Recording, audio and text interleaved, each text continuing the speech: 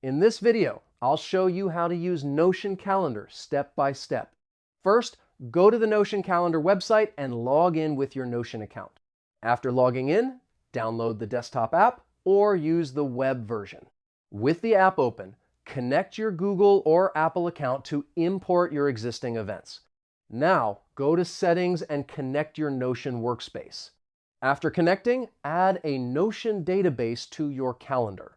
To do this, hover over your workspace in the sidebar and click on Add Notion Database. Your database items will automatically appear as events on your calendar. You can also attach Notion pages directly to your events so you have full context before every meeting.